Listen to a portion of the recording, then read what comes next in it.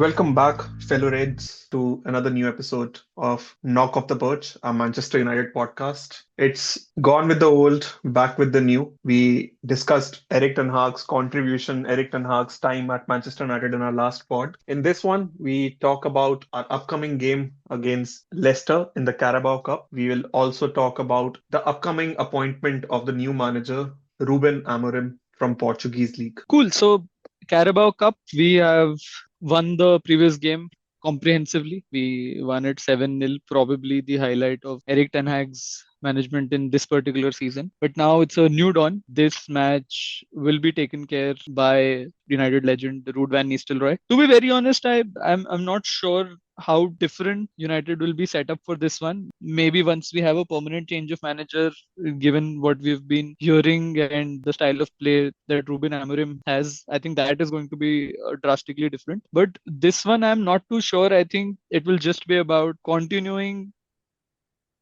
in a similar vein of form that we have had in terms of creating chances, but it will be about, a little more focused on mentality and taking it light in terms of, finishing those chances. I think it is as much as about coaching and tactics on the field as it is about mentality. So maybe there would be some work done around that. What do you think? You think we'll be set up differently for this one? Will there be a lot of rotation chances to different players? Considering haven't done brilliantly in our recent games, defensively or attacking wise, there is a slight chance we might see a change in formation. Gary Neville hinted towards starting a three at the back. Three at the back gives us the defensive advantage of having five when the other team attacking, a 5-2-3. And when we are in position, it gives us the advantage of the added wing backs in the opposition half. I don't know if we have players for that. Mazaroi is still, I wouldn't call him attacking right back. I still think he is a bit more defensive than he's attacking. Maybe it was because of the way our team was set up before this game.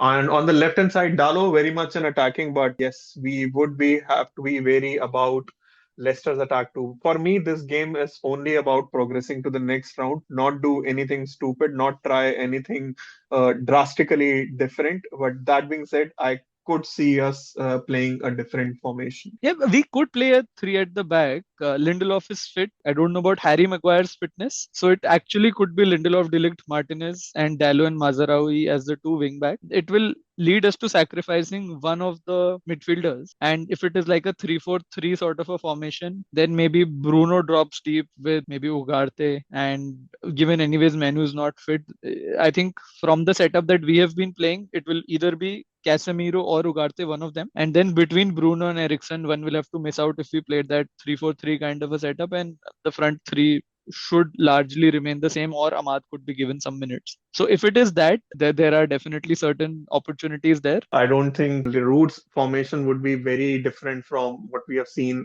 right now.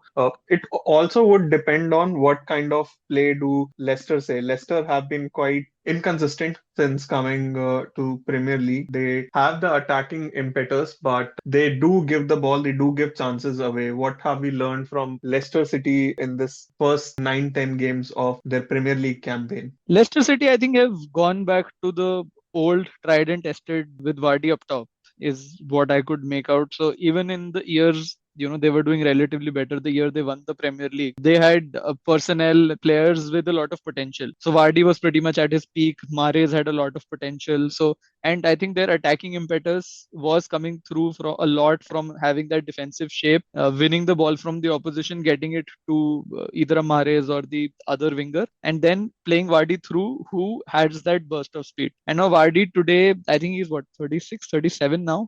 He still has that burst of speed. So far in the Premier League, whenever it has been their backs against the wall, it has been a similar setup that I see coming through. If Leicester is playing this to a similar style and playing this against United squad, which is capable of dominating them on the ball, I think they will look at these moments and trying and find Vardy.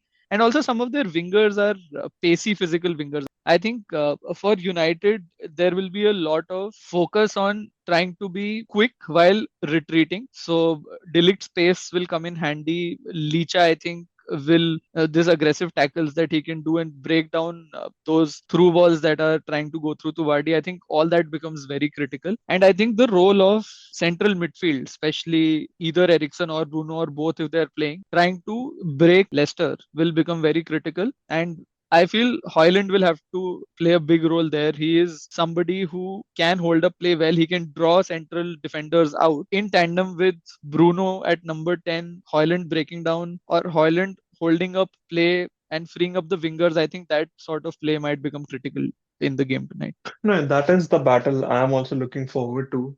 Okoli and Connor Cody against Højlund, Rashford, and Garnacho. A lack of predictability. No one knows how we are gonna line up. No one knows how what is in the mind of Ruud, how he wants to see this game. So this might be the only game which Ruud gets to manage. He would want a win under his belt. What would be your team against Leicester? I think again the back five pick themselves. Is there a chance Alter Binder gets a shoe in this game? I don't really know how different Ruud van Nistelrooy is from Erik Ten Hag, because Erik Ten Hag didn't trust anybody else apart from Onana in that goalkeeping role. If Ruud van Nistelrooy is of that mindset that they can give chances to rotate the goalkeeper in some of the Carabao Cup games, I think it will be a fair opportunity, because whenever once or twice he has had the opportunity by Binder, he has done decently well. I have a feeling, given what you said, he would want to win probably the only game he gets. Probably he plays Onana there as well. The only place where if there is has to be some sort of rotation, maybe Evans gets a shoe in to give some rest to a Delict or a Martinez. Otherwise, they have been pretty much playing every minute midweek and weekend. So there could be some bit of that given Chelsea. We have Chelsea at the weekend. But otherwise, yeah, most likely those five. And you're right, I was looking at Ruud van Nistelrooy's preferred formation, so to say. And I think it has been that 4-3-3 kind of a setup. Let's try and predict the lineup accordingly. So I think there will be one central defensive midfielder. Given the kind of game Ugarte had against Fenerbahce and Casemiro played at the weekend, it probably could be that Casemiro might be the preferred choice against Chelsea as well.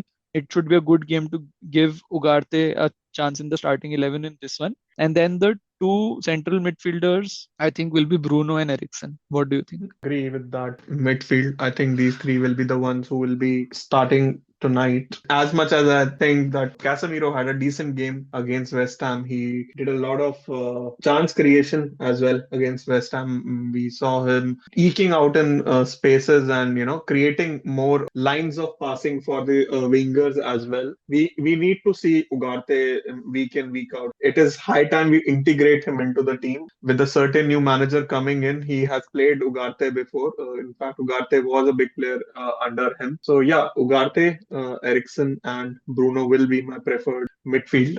I actually don't mind if it is Ugarte, Casemiro, and Bruno as well, because Eriksen has also been playing a lot of games in the recent past. There, one could argue that he needs to continue in Hmm. that vein of form, but I actually don't mind playing Ugarte and Casemiro together, given Casemiro has the support of Ugarte slightly behind him. And we saw, as you mentioned, that he has that little bit of creative flair as well, which he did well against West Ham to create those through passes balls. So I am comfortable with that as well. I'd still want us to be a bit more attacking and more enterprising in this team. That's why my preferred three would be again Eriksen, Bruno, and Ugarte. All right, attack. Do we change anything from attack? Attack has been struggling. Like we saw the front three of Rashford, Garnacho, and Højlund. They couldn't muster a goal in between them. Zirkzee, as soon as he came on, he provided that. I think it was a short, but yeah, it ended up being an assist for Casemiro. Do we see any changes in that front three? Oh,